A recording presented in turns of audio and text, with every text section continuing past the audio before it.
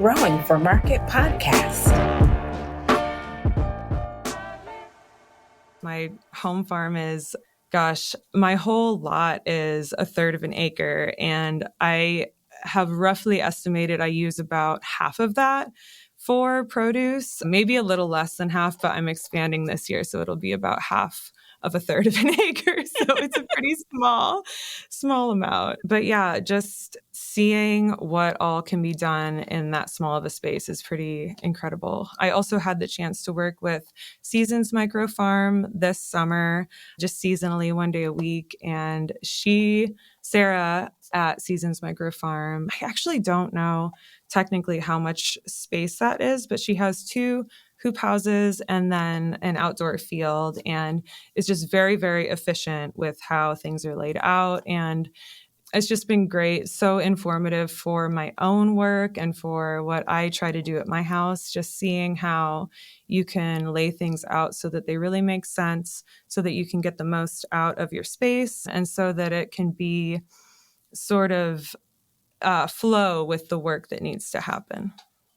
Hello, and welcome to the Growing for Market podcast, where we talk about growing, marketing, and the business of growing vegetables and flowers for local markets, like farmers markets, CSAs, farm stands, and local wholesaling. I'm April Parms Jones, your host and a writer for Growing for Market magazine. For 33 years, the magazine for flower and vegetable market farmers. If you're enjoying the podcast, just wait until you see the magazine. Go to growingformarket.com for more.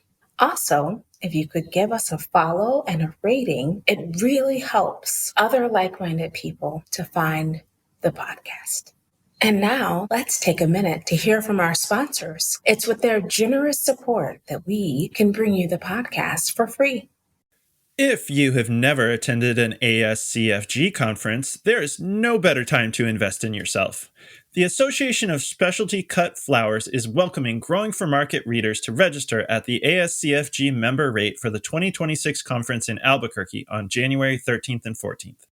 You'll meet well-known podcasters Charlotte Smith of the Profitable Mindset podcast and Scott Shepard of the Flower podcast. These dynamic speakers, along with Dr. John Dole, Laura Langenick, and Robert Washington Vaughns, fill out the first day of sessions. Day 1 will be topped off with a trade show and social time where you can meet industry suppliers and mingle with new friends over appetizers and drinks. There will be something for everyone with concurrent sessions on day 2.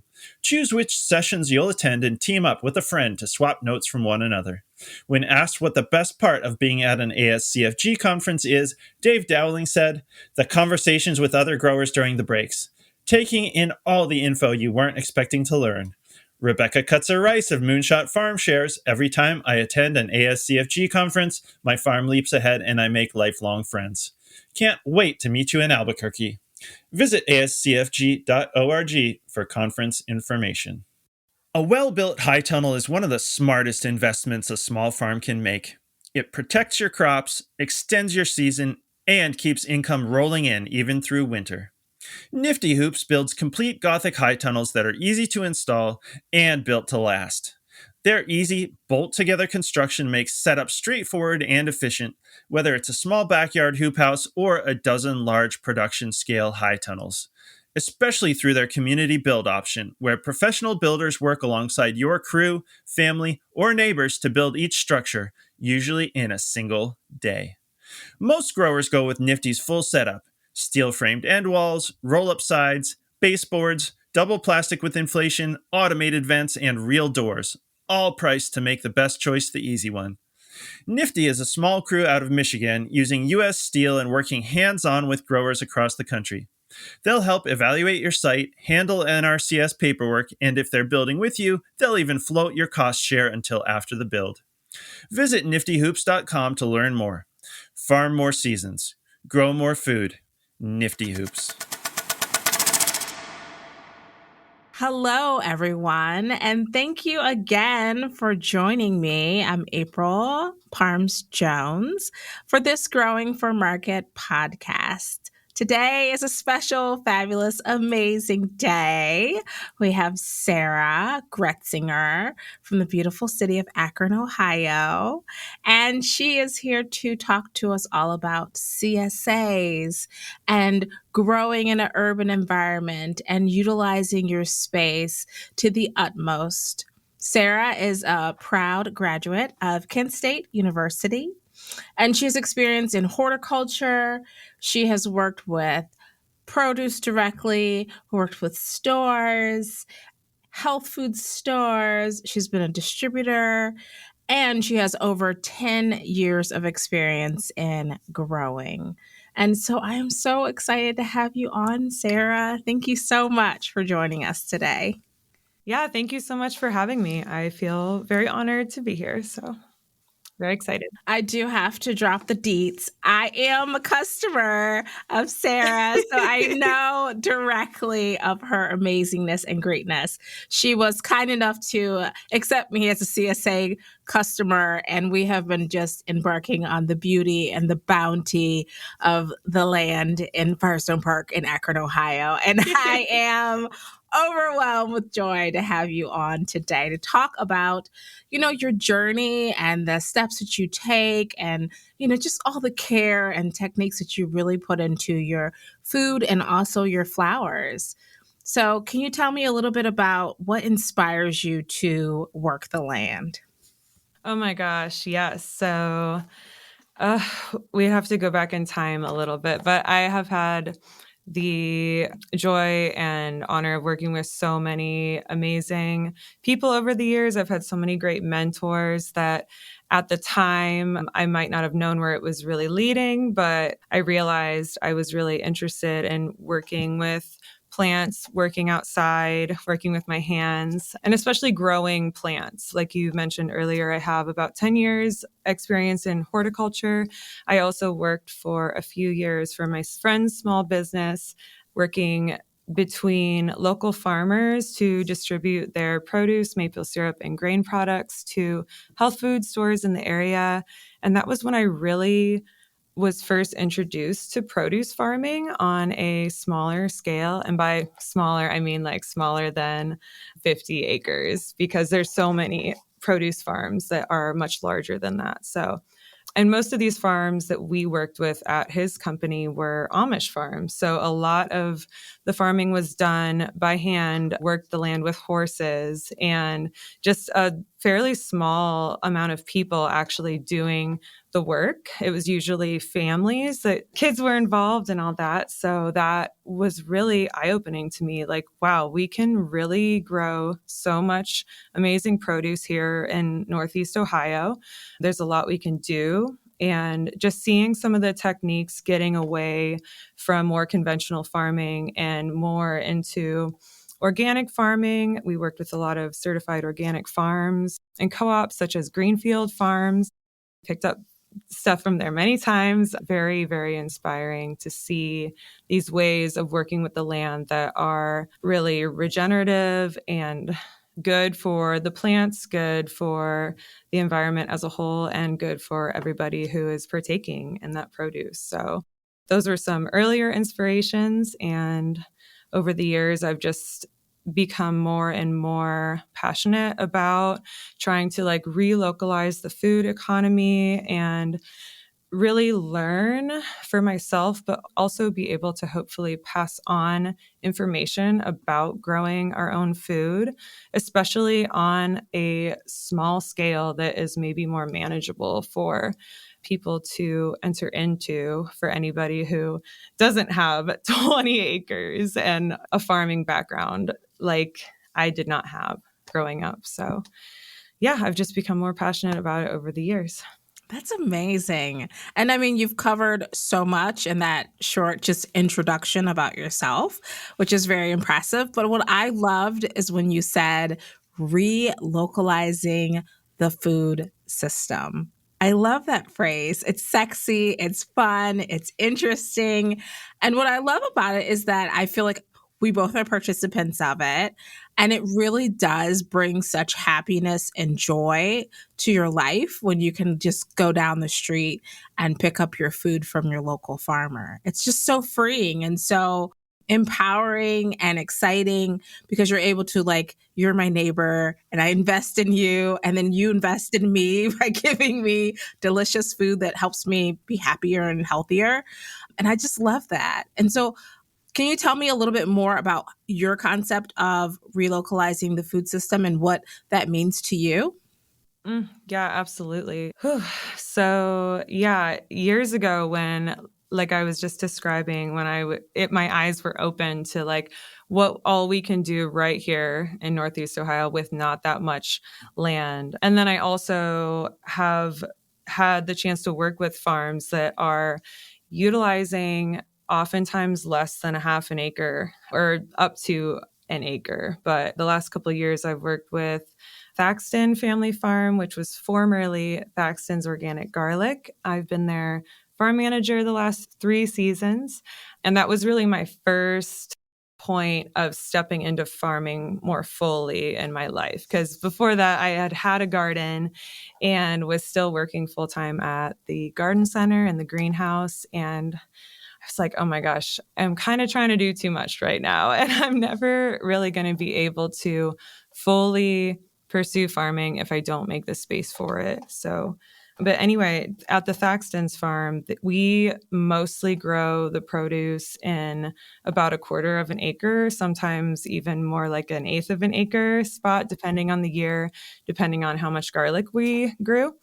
And that has just been so fulfilling. I've learned so much from managing that scale of a farm. You know, it's more than I have at my house. My home farm is, gosh, my whole lot is a third of an acre. And I have roughly estimated I use about half of that for produce, maybe a little less than half, but I'm expanding this year. So it'll be about half of a third of an acre. So it's a pretty small amount. But yeah, just seeing what all can be done in that small of a space is pretty incredible. I also had the chance to work with Seasons Micro Farm this summer, just seasonally 1 day a week. And Sarah at Seasons Micro Farm, I actually don't know technically how much space that is, but she has 2 hoop houses and then an outdoor field, and is just very, very efficient with how things are laid out. And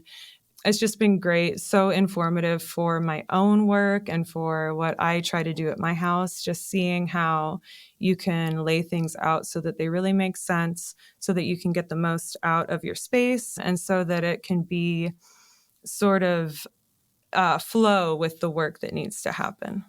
Now, I love that you're talking about garlic because the last person we had on, Beth Everett of Meadowlark Hearth Farm in Nebraska, we were talking about garlic as well. And she grows out various varieties. Now, Beth has, I think she said like 500 acres. So she's not, she's not a little bigger. A little bigger. She's not just doing garlic. But could you walk us through, for our listeners, if they wanted to just say, like you said, maybe just start out with garlic and they just wanted to do like an eighth of an acre, a 16th of an acre, a 24th of an acre. Yeah. Just keep going smaller and smaller. 10 by 10 plot. Exactly. Yeah. Of garlic. And they wanted to sell the garlic, right? Because garlic does store very well. And that's something that you can sell relatively easy throughout the season once you harvest it. Can you walk us a little bit through the steps that you would take to, start out that little garlic production? Sure. Yeah, it's funny because garlic was the first crop I ever grew at my first garden, which was at my parents' house in Streetsboro, which just happens to be like a few minutes down the street from the Thaxton's farm, even though I didn't meet them till later in life. But anyway, yes, my friend and longtime mentor, his name's Carl Knopp. That's whose business that I described earlier, where we worked with the various farms, helped me to first till up and kill the lawn, the existing lawn, in the sunniest possible place where there's both decent drainage, but also adequate rainfall and moisture. So depending on your area that you live in, where your property is, it's going to really change how you want to set this up. But at my folks' place in Streetsboro, it's very heavy clay soils. So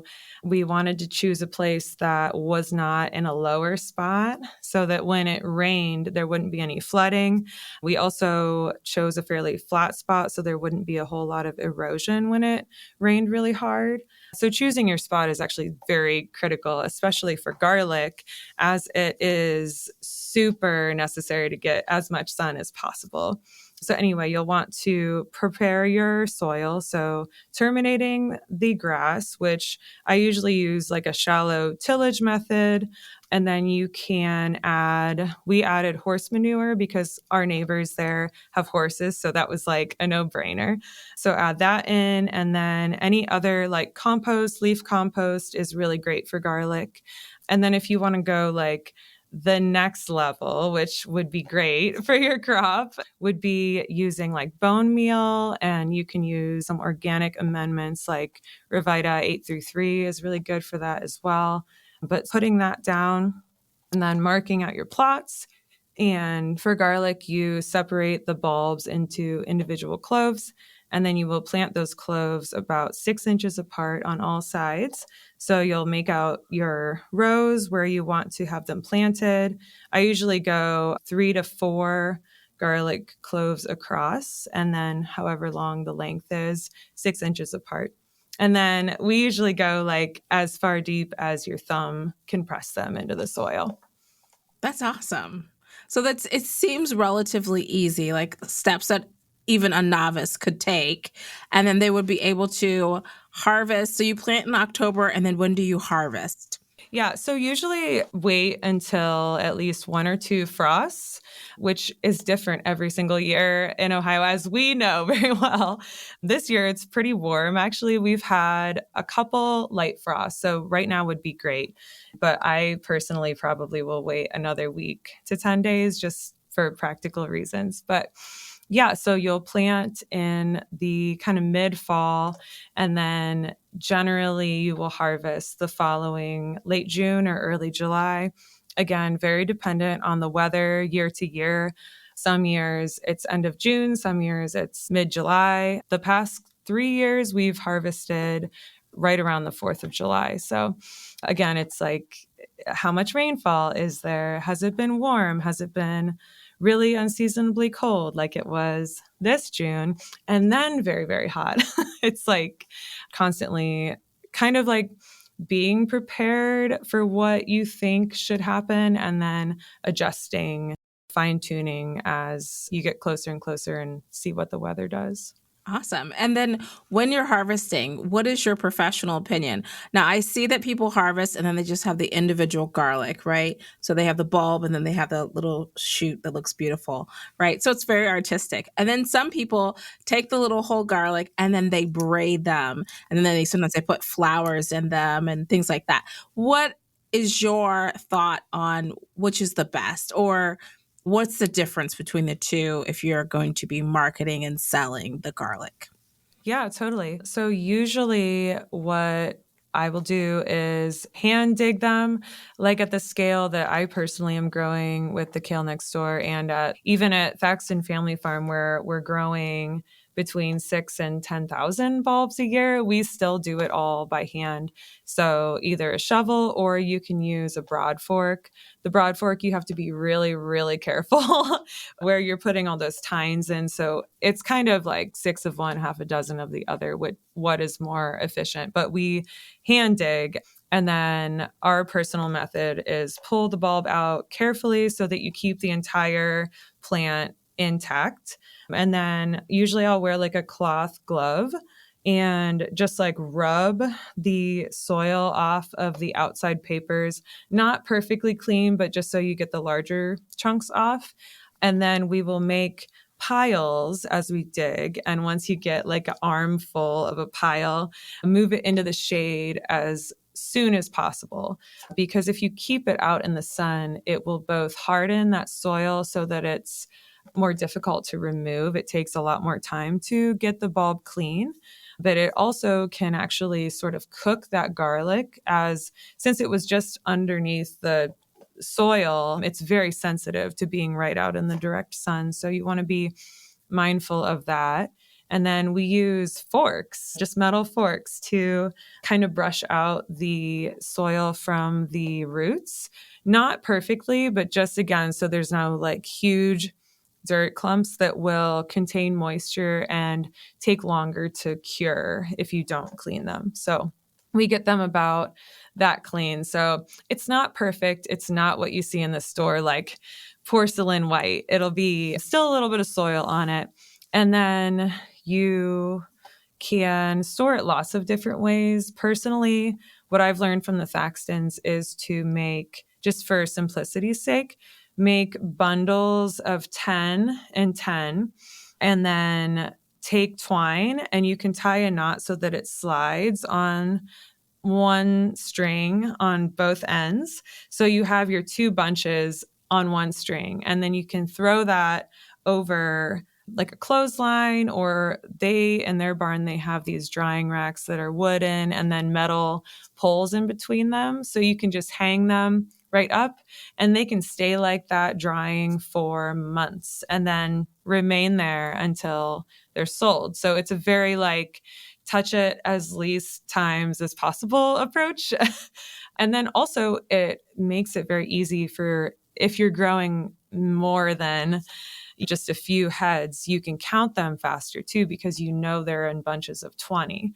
So it kind of has multiple uses to storing them like that. So usually we'll get them all processed to that point. And then as you are doing that, we also will size them. So just simply setting out the biggest ones first for seed stock, because you kind of have to pay yourself first on that.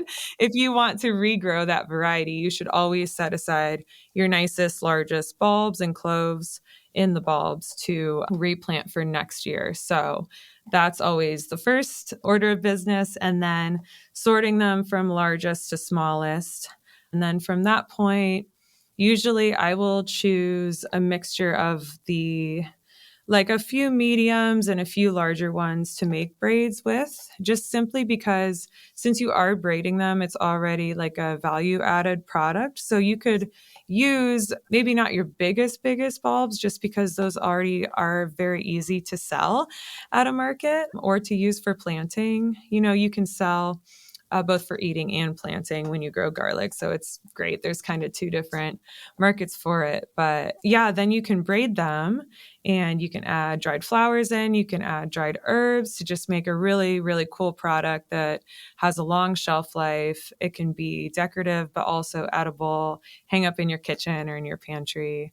It's very fun to do. And usually the soft neck varieties are best for braiding, because just like their name, the actual plant is quite soft because it doesn't grow a garlic scape like a hardneck does. So they're very pliable. And usually you would want to braid those within the first month or so after harvesting, because if you wait too long, they become kind of brittle. That's good to know. This is like new information to me. Of course, I know that I buy garlic from people to plant, but I never thought that if like I'm growing my own garlic, I could sell some of it, which is great, but then also I can eat some of it, which is amazing. But then also I can sell another part of it to someone who wants to also grow their own garlic.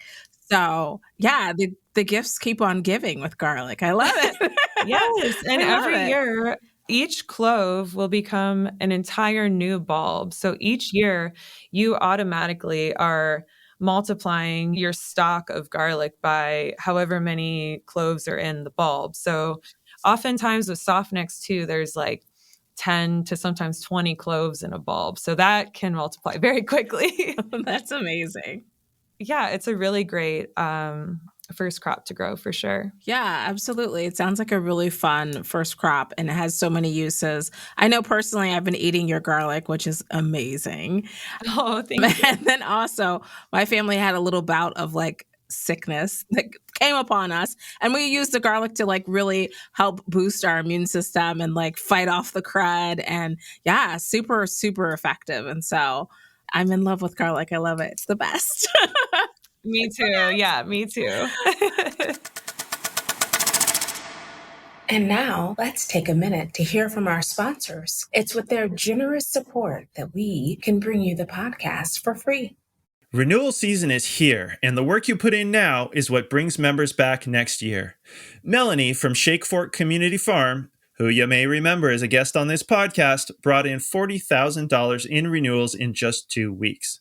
Now she's sharing her exact strategy in a free live workshop and downloadable playbook from Farmhand. Get the playbook and watch on demand at farmhand.partners/GFM. That's farmhand.partners/GFM. Looking for innovative packaging solutions to take your business to the next level? Look no further than Aru Company, your one-stop shop for all your packaging needs. Aru offers sustainable and comprehensive packaging solutions for the floral, produce, and specialty packaging industries, ensuring you receive high-quality products customized to your needs. Are you starting to think about the holidays? We are. Add festive flair to your plants with Glitterati e-covers from Aru Company.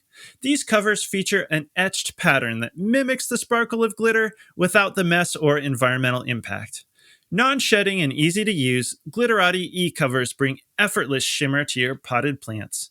Available in a variety of colors and styles, they offer a simple yet dazzling holiday look. Make your plants shine the smart, sustainable way this season. And for our Growing for Market listeners, we've got a special offer just for you. Use the code GFM15 during checkout to enjoy an exclusive 15% discount on their web shop. For more options, be sure to visit Aru Company at aru.com and discover the complete range. Because when it comes to quality and innovation, Aru Company is the name you can trust. Hey, it's Lindsay from Grown By. There are a lot of farm sales platforms out there, but there's only one that's cooperatively owned by farmers. And that's Grown By, your all-in-one solution to simplify farm sales. I'm proud and excited to share 2 new features now available on top of the tools you already know and love. Number 1, our customizable CSA box builder.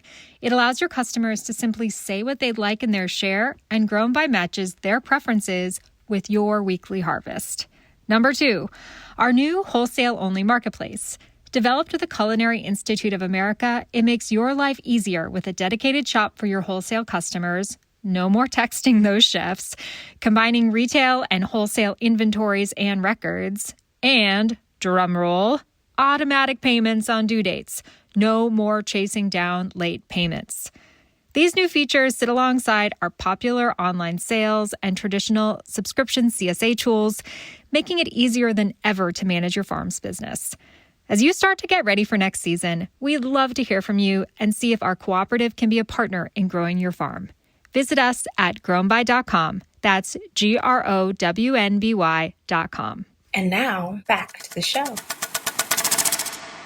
So, as we're talking about localizing our economy, I was telling a friend that I feel as if with this localized economy, one person, such as yourself, pops up and grows something, and then somebody else is inspired, and then they do sourdough or microgreens or some other kind of thing. And so it just creates this whole system of people in your community that are all growing individual things that, makes the economy stronger and more robust. And it just like makes life more interesting for sure, because you have more variety.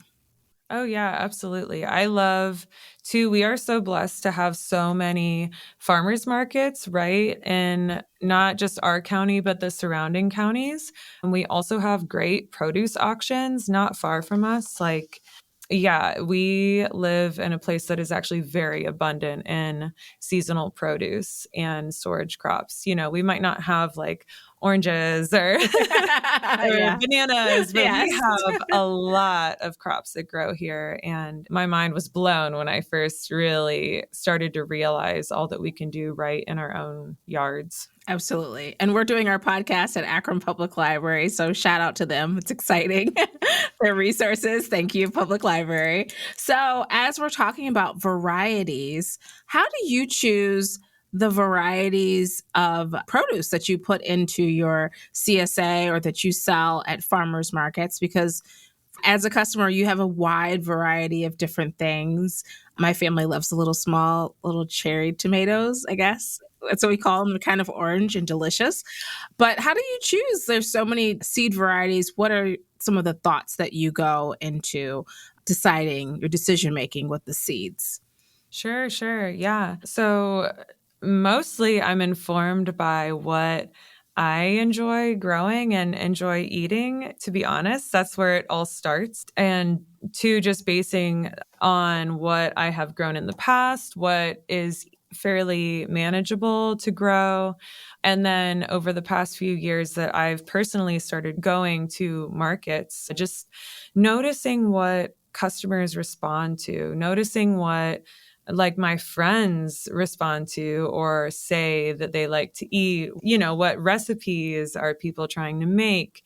And also just going back again to like, what do I want to eat on a weekly basis? What variety of things are also like realistic to be able to manage growing and processing week to week, things like that. So I try to really strike a balance between what like is manageable for me to grow, what's interesting, what I'm interested in growing, and then like a little more finely tuned at a given farmer's market, for example, like what produce are the other farmers growing, so we don't have like too much competition of the exact same thing, or like too much flooding the market of the same thing. Like how can we bring more diversity to it and like just have a little bit more of an interesting offering. So I am really interested in like specialty radishes. I love growing like rainbow carrots, which I feel like small farmers as a whole, that's not like news to anybody. I think a lot of people are growing that.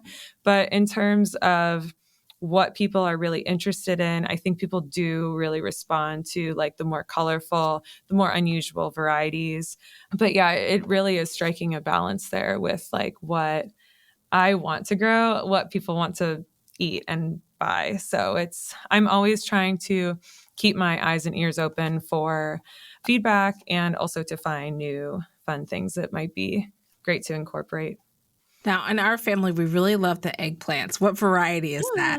That's a question for Yes. my mother. She's like, what kind of variety is that? It's like, I don't know. Yeah. Okay, so the purple and white striped one, Okay, yes. I think it's pronounced Listata de Gandia Okay. or Gandia, something like that. Yes, it's like a smaller white and purple striped eggplant, which is And then really what about the fun. dark purple one? So I grow a couple Asian eggplant varieties. I'm not sure if those are the ones, but Maybe then that's there's the ones. Maybe. Sure. Yeah. One of them I think is Ping Tung Long, which I really like that one. It's like a lighter purple. Okay, It's quite yes. beautiful. That's it. It's the lighter purple one. Yes. And then I Yes. think I also grew Thanos was another variety of like a more standard shaped eggplant. Okay. Yeah, the eggplants were total fire, just like Hugh Chet. Oh, We thanks. loved them all. We're like, yay, Oh, eggplant. And normally yay. we don't like eggplant. I'm not gonna lie. Really? We really weren't eggplant people, but I think that's the key that we're talking about is when you have it localized, like you're down the street from us, we're eating the same food, and we're also breathing the same air and the same water. And it just tasted like spectacular. Like I'd never Oh, had eggplant before. Because that's normally great. eggplant's kind of, not so flavorful. And when you cook it, it doesn't really do its best. And it kind of just wimps out at the end. But this was just like spectacular from the beginning to the end. So yeah, it makes a huge difference when you have localized food. It really does. It's revolutionary for sure. Yeah, and I think growing in a way where your soil is healthier makes a huge difference in what the produce actually tastes like. It's not just better for the environment, but it's also better literally as a customer and a consumer. For sure. Now, when we're talking about soil, which is so important, as every grower, you want to improve your soil year after year. How is that process for you in a smaller sort of situation? Is it easier because you have a smaller space, or are there more challenges than large acreage of land? Yes. So the way I started at my own house was I started somewhat small and have every year expanded a little bit more and more.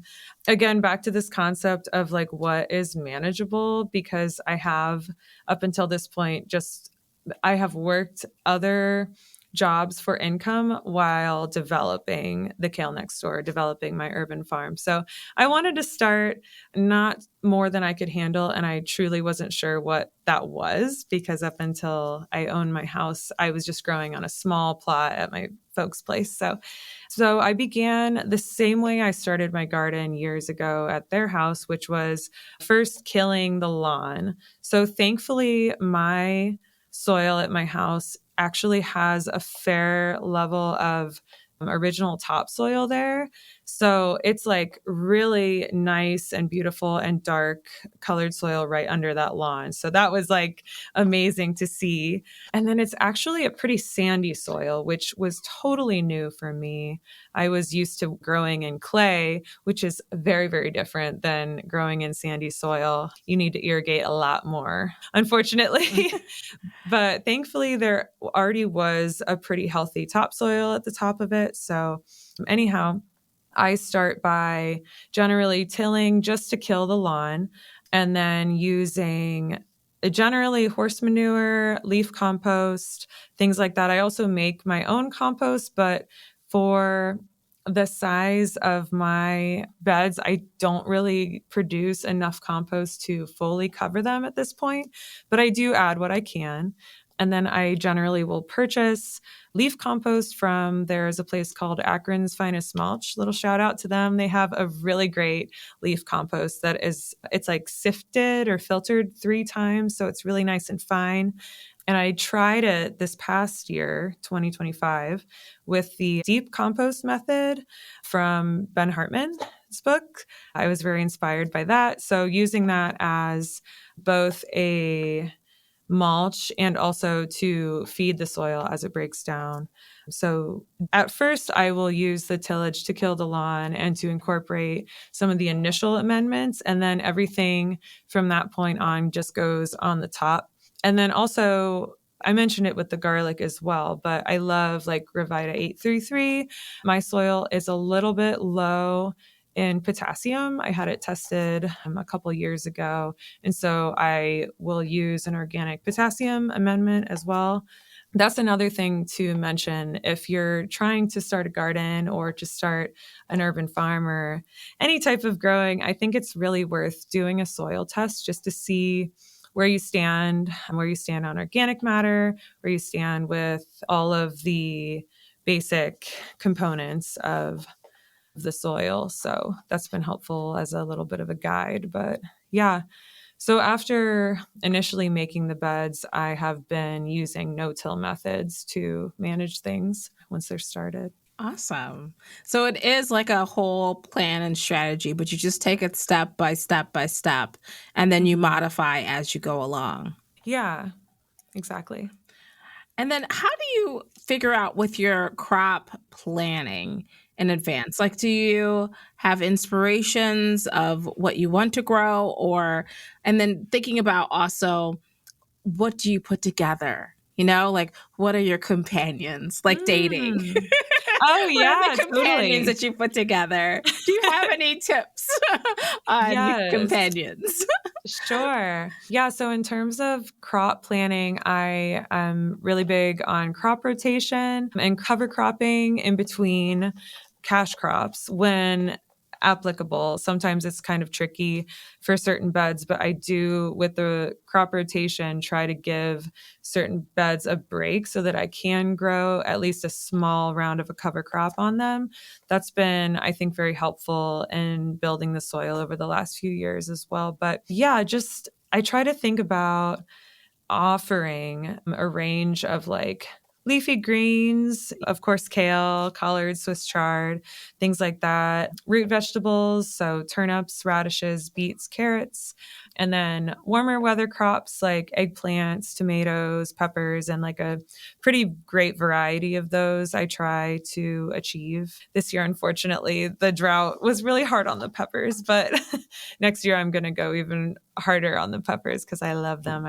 They're just like beautiful, and people really seem to like peppers as an option. But yeah, I try to think about having just a full both display at market, but also thinking about, as I develop my CSA program, having enough crops available so that I can make each week's share different. But I hope that I achieved that. I have a notebook where I sort of plot it all out. I take notes every week, like, okay, I know this will be ready, to just give as good of a variety and as wide of a breadth of all the crops as I possibly can. Oh, I also do a fair amount of herbs as well. Yeah, So just to kind of like round it out. Yeah, we're a big fan of the sage. Oh, good. Love Yeah, the me sage. too. Yeah, we make Me sage too. water, which is so delicious. Oh my gosh, Mhm. I've never heard of that, but I love that. It's I'm about really to try that. tasty. It is. Okay. And it's like got a little nutrient boost, and it's tasty and flavorful, and it's so strong. You know, when you have it, like we've talked about, when it's local, it's so much stronger. It's like 10 times stronger than the store sage. So you just have to put like a little bit in, and it's just like pow, pow. And it's just, Ooh. yeah, it's a nice, refreshing drink. Okay, I'll have to get your recipe. Recently, you were at House 330 and you did a fabulous job at the farmers market there. They're doing a new farmers market thing, which is really exciting and fun. But your display was spectacularly beautiful. People can go on Instagram, and I think you may have photos. But how do you come up with the concept of the display?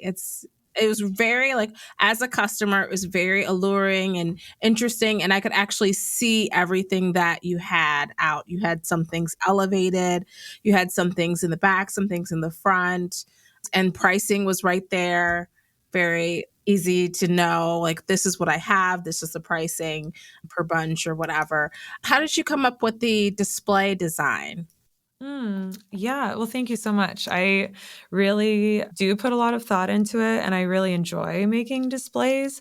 Yeah, that truly could be credited back a long time ago with my inspirations, but I worked at the greenhouse in the garden center that I mentioned, Suncrest Gardens. It's a great garden center, and they take huge pride in their displays. And that was where I first learned to really like merchandise products, both plants and other merchandise. So yeah, I love making displays. And part of my winter work is at a florist in Akron called Leaf.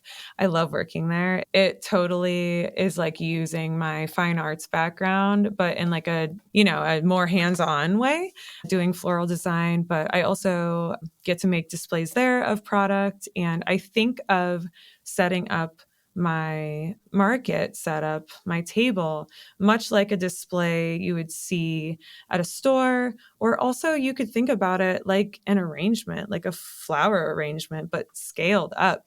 I mean, it's nice to have different tiers, different like levels visually and in space. And also, though, it's nice to have like clusters, then kind of come together as separate components to become like a larger image with different texture, different colors.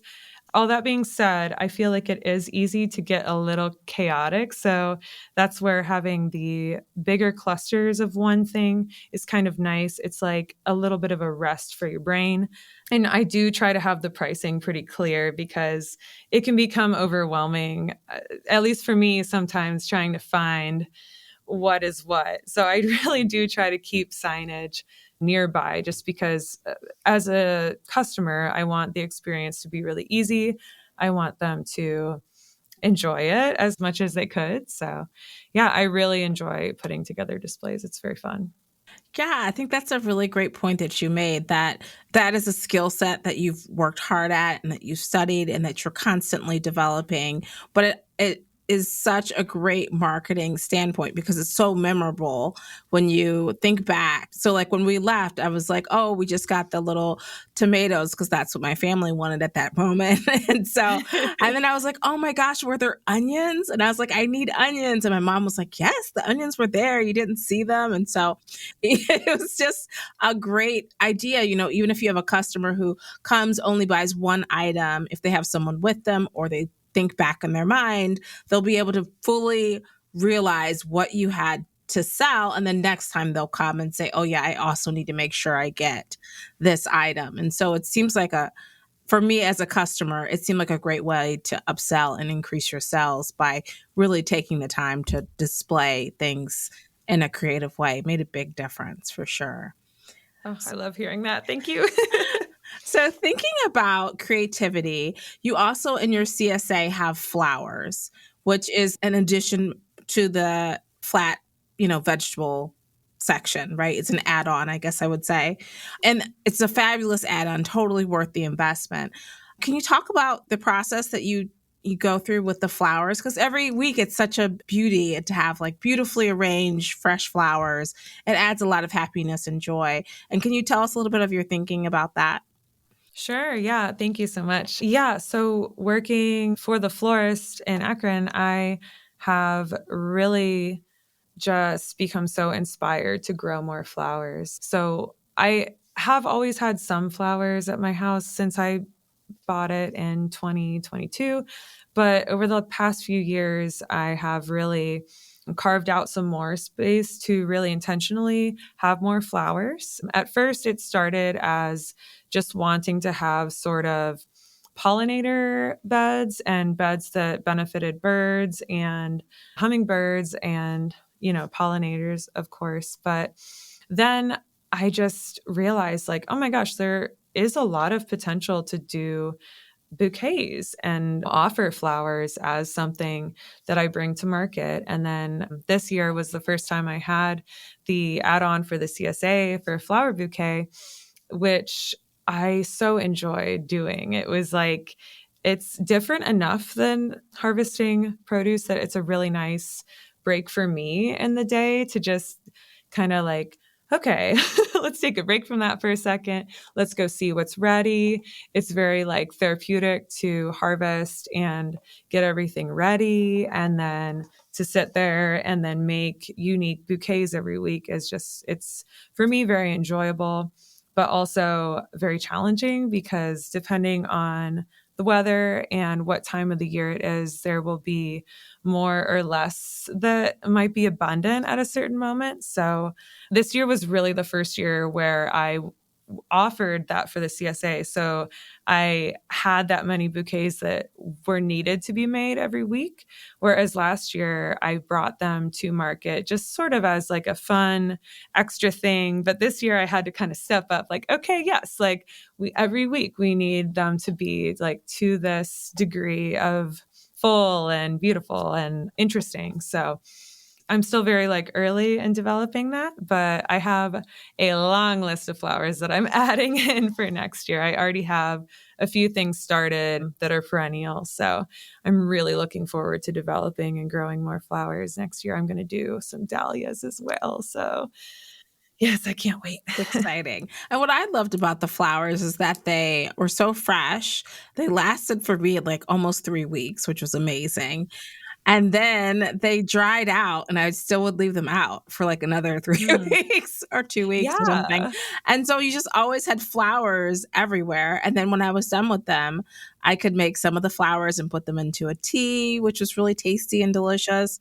And then the other ones I would just spread out into my yard and say, oh, maybe I'll get some flowers, because it's sometimes hard to propagate the flowers.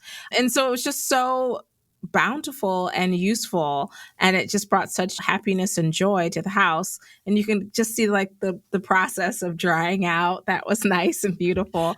So yeah, week to week. Yes, week to week. So it was really, really great. And it taught me, even though I am a grower, about the flowers and their seasonality, right? Because I feel like totally. sometimes there's a huge disconnect between, we see flowers, you can get them year round, all the flowers pretty much. And so there's a disconnect of like, what is in season in the spring and what is in season in the summer and what is in season in the fall. And so it reconnected me with that. And I love that as well.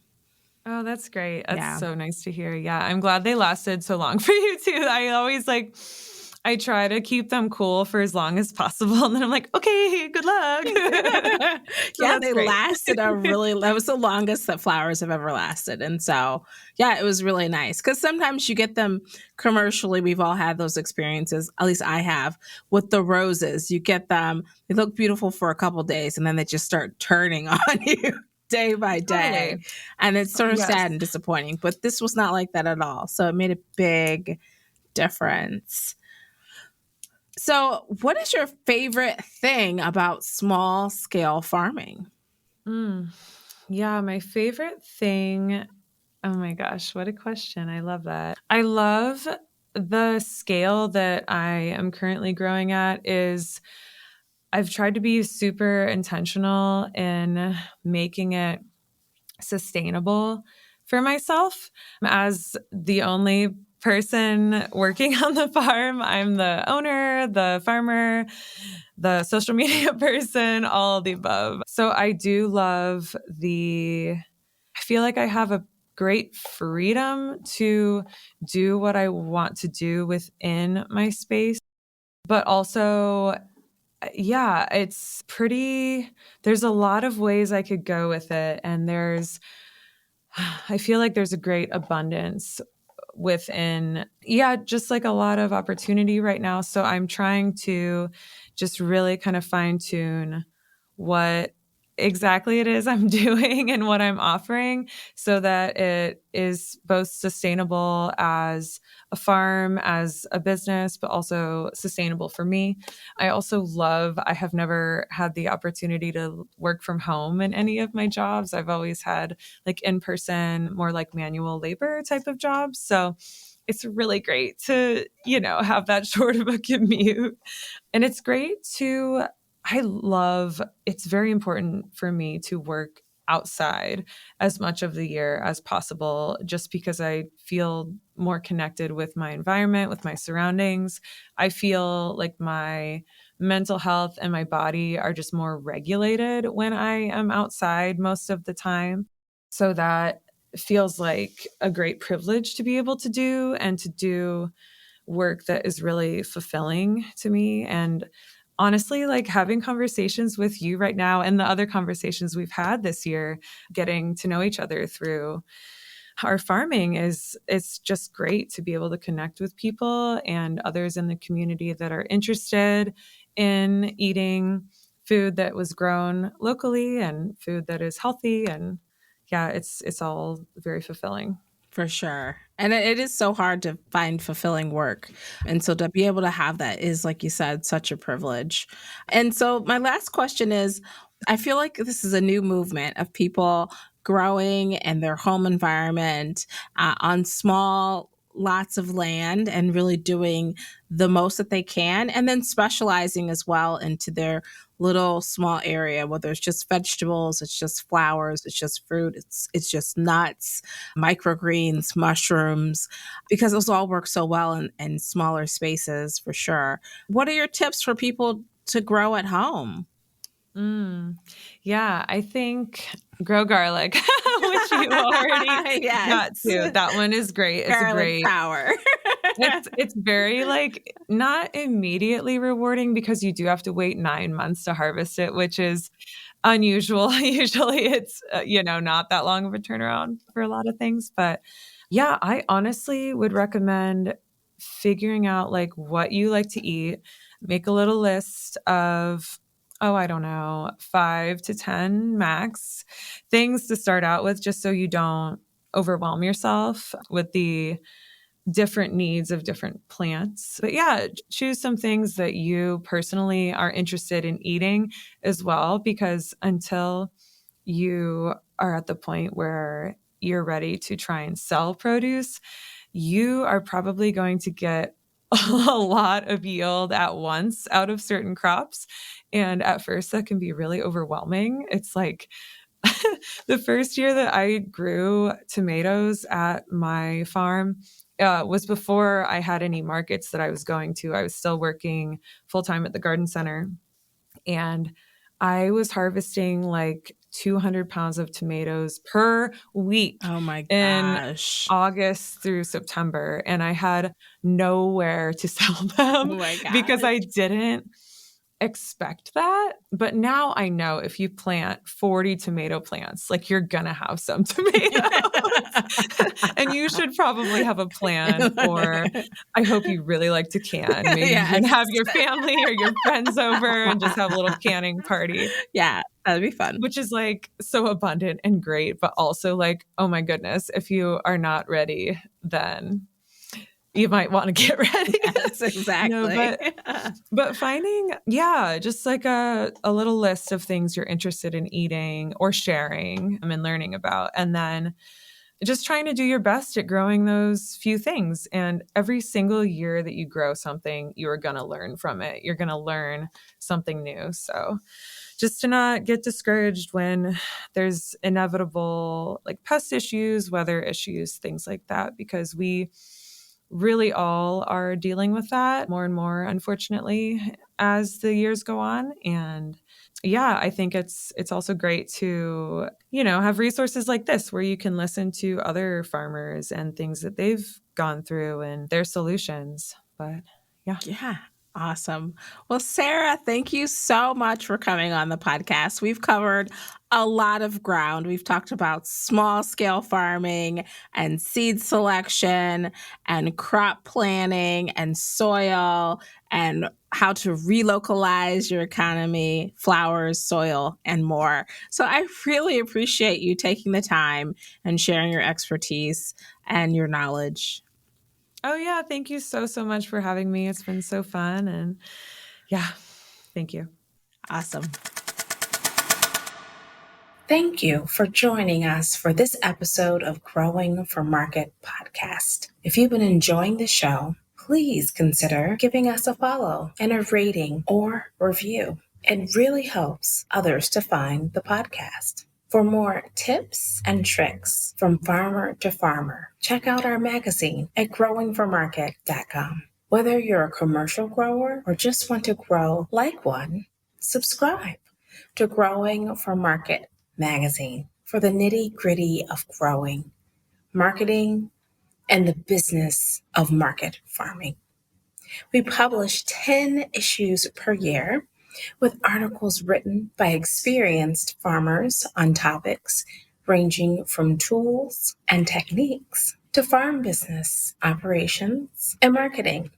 If you've been listening to the Growing for Market podcast and haven't yet checked out Growing for Market magazine, we've made a change so you can try the magazine for free.